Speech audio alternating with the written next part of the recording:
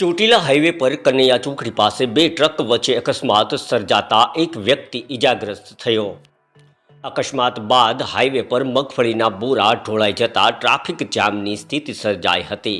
Police દ્વારા તાત્કાલિક કાર્યવાહી કરી ટ્રાફિક હળવો કરાયો હતો। ચોટીલા હાઈવે પર કનૈયા ચોકડી પાસે સાંજના સમયે બે ટ્રક વચ્ચે ટક્કર થતાં હાઈવે પર અફરાતફરી મચી જવા ગઈ હતી।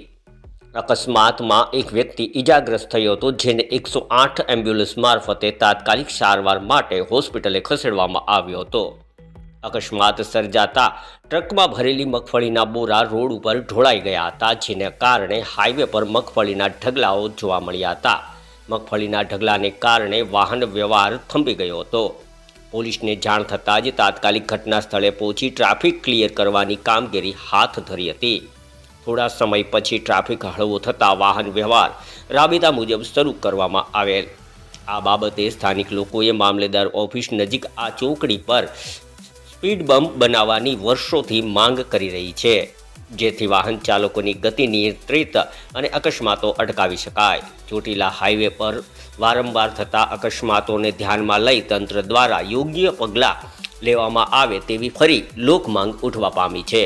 Bureau report, Chotila.